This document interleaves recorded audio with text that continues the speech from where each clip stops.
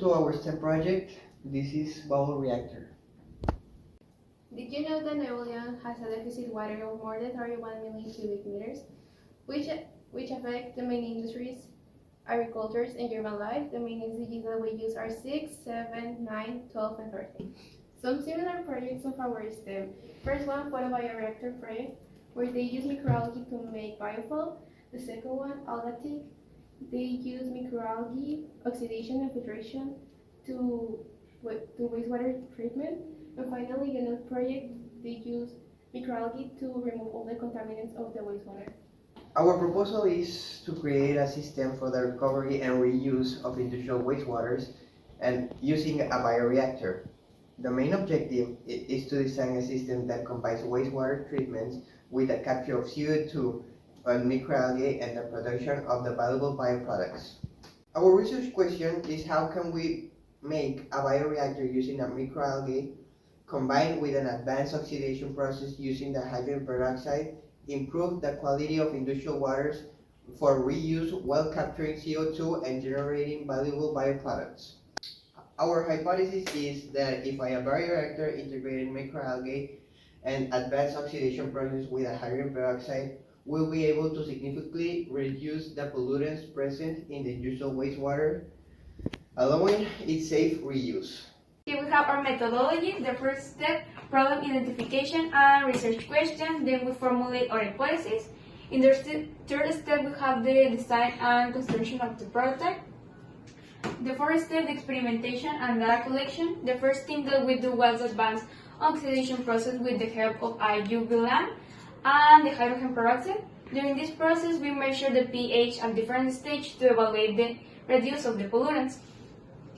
Then we have the analysis of the results and finally the conclusions and practical applications. Here we have the variables. First, we have the independent variable, that is the concentration of CO2 introduced into the reactor. This will affect the rate of photosynthesis of the algae. Then we have the dependent variable, that is the amount of biomass produced by the microalgae. This will be affected depending on the levels of CO2 and the efficiency of water, recirculation, and oxygenation. Then we have the control variable, that is the volume of water in the tank, that is 12.88 liters, which remain constant to ensure the consistency on our results.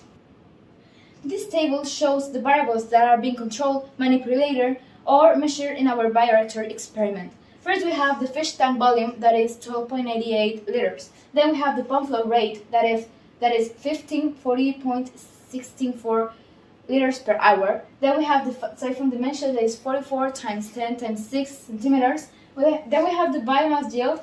This one is going to be measured after the experiment. And lastly, we have the CO concentration, and it varies per test. This is the first result after the advanced oxidation. In this project, we apply the mathematical procedures and calculate the volume of the fish tank and how many biomass will be produced by the spirulina and the Chlorella vulgaris. In total, we found that the fish tank was 12.98 liters, while we produce 1 gram of biomass per day. We applied this experiment per 10 days, so in total we will have approximately 129.8 grams per liters for 10 days. This is an experiment.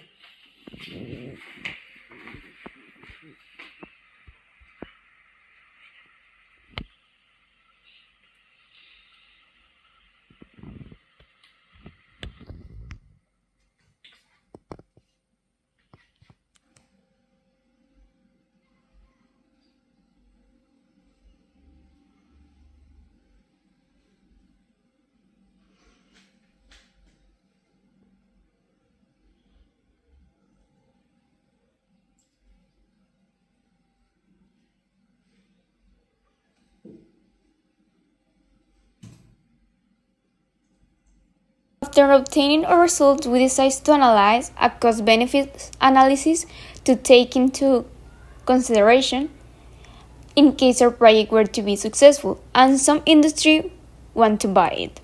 Our project is promising in terms of profitability as It combines the production of valuable resource, treated water, with a marketable byproduct fertilizer. Although the initial cost may be high, the long-term payback is favorable, especially with the growing demand for sustainable solutions in industry and agriculture. Moreover, the project not only has economic benefits but also contributes significantly to the environmental sustainability, which improves its market value and makes its implementation available on large scale. Concluding this project, integrating microalgae, specifically spirulina and chlorobulgaris, with an advanced oxidation process using peroxide H2A2 in a bioreactor have proven effective in treating industrial wastewater. The approach significantly reduced contaminants using unforeseen water reuse while spraying CO2 and producing valuable biomass. The generated biomass can be converted into agricultural fertilizers, promoting environmental sustainability and economic benefits. That we mean with economic benefits are the things that the costs that we can save with producing less things that can help to the sustainability of water. We can save all of that and do the costs more low, even more, so we can save more water actually. Confirmation hypothesis suggests that the bioreactor system is a viable solution for industrial wastewater management, CO2 mitigation, aligning with current sustainability goals.